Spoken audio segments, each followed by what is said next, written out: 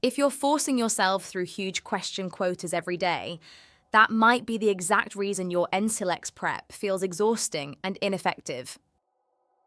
More questions does not always mean more progress.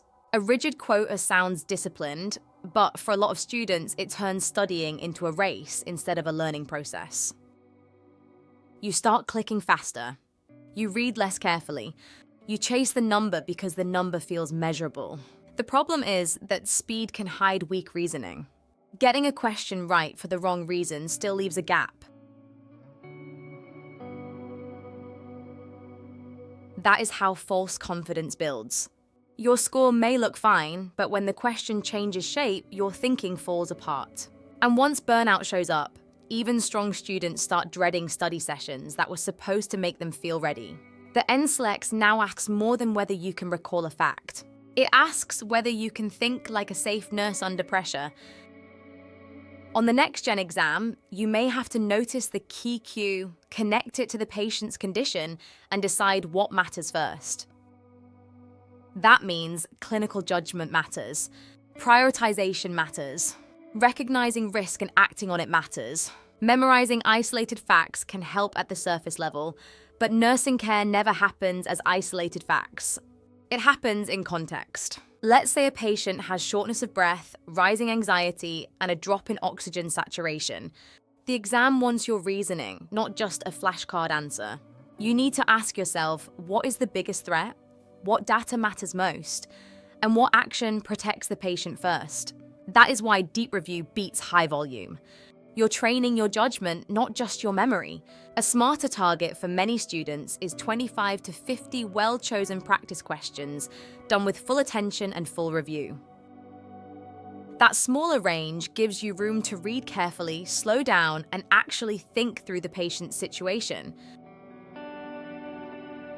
Instead of asking how many did I finish, ask what did I learn, what did I miss, and why did I miss it? Deep work looks slower on paper, but it builds something stronger. It teaches you how to notice patterns in safety, prioritization, and pathophysiology.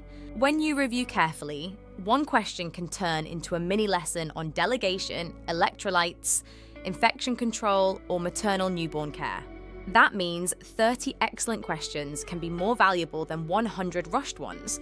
The goal is not to protect your energy by doing less. The goal is to invest your energy where learning actually sticks.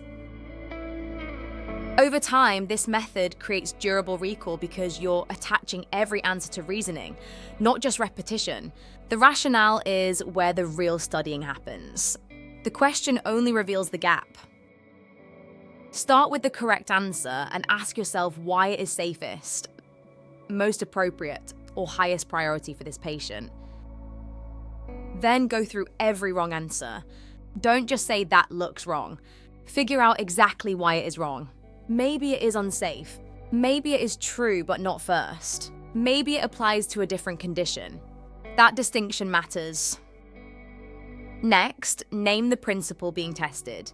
Ask yourself whether this was really about airway, delegation, infection control, therapeutic communication, or something else. When you label the concept, you make the question reusable. It stops being one item and becomes a pattern you can spot again. This is how rationales turn mistakes into clinical judgment training. If long blocks of text make your brain shut down, that does not mean you're bad at studying. It means your review system needs to be simpler. Try turning missed concepts into small visual maps. Show the condition, the red flags, the priority action, and the reason behind it. Use short comparison charts for lookalike topics, like fluid volume overload versus dehydration, or expected findings versus dangerous findings. Keep your notes lean. A few strong cues you can actually remember are more useful than pages you never revisit. For many students, visual organization lowers stress because the material feels searchable instead of endless. And when stress drops, your reasoning improves. You notice more, second-guess less, and review with better focus. The best system is the one that helps you see the pattern quickly and explain it clearly. Let's make this real with a weekly blueprint you can actually follow without feeling buried. Pick 4 or 5 main study days each week. On most of those days, do one focused set of 25 to 50 questions from a defined topic area. After the set, spend at least as much time reviewing as you spent answering. For many students, review should take longer. On one separate day, work through case-based questions or unfolding scenarios so you practice connecting cues across a patient story. Use another block for targeted content repair. Go back to the weak areas your questions exposed, then study the only what you need. Set aside time every week to revisit missed questions, especially the ones you missed for reasoning errors, not just memory slips. And protect one lighter block for review, reflection, or rest. Recovery is part of consistency, not a reward for finishing late. A good plan should feel sustainable enough that you can repeat it week after week. To study strategically, you need a simple way to track what is solid and what still needs work. Use 3 tags. Mastered for concepts, you answer correctly with strong reasoning. Reviewing for topics that feel familiar but shaky. Learning for true weak spots. This matters because not every wrong answer means the same thing. Some misses come from rushing. Others expose a real content gap. When you tag by pattern, your study time gets sharper. You stop wasting an hour on strengths just because they feel comfortable. Your learning tag should drive your next review session. Your reviewing tag should show up again soon. Your must-add tag only needs brief maintenance. That is how your plan adapts to you, instead of forcing you through the same study loop every day.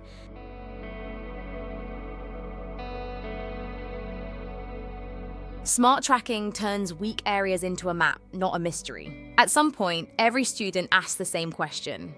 How do I know if I'm actually ready? Readiness is not one lucky score. It is a pattern. Use full assessments and readiness tests to check how your performance holds up across different topics, question styles, and levels of difficulty. Look for consistency over time. Are your scores stable? Are your weak areas shrinking? Are you making fewer repeat mistakes? Also pay attention to how you got the answers. If your score is improving because your reasoning is improving, that is a much stronger sign than guessing well. Review trend lines across categories like management of care, pharmacology, adult health, maternal newborn, pediatrics, and mental health. If one area keeps dragging behind, that is not failure. It is your signal to focus before test day. You're ready when your results and your reasoning start telling the same story. If you've been feeling overwhelmed, discouraged, or behind, you are not broken and you are definitely not alone.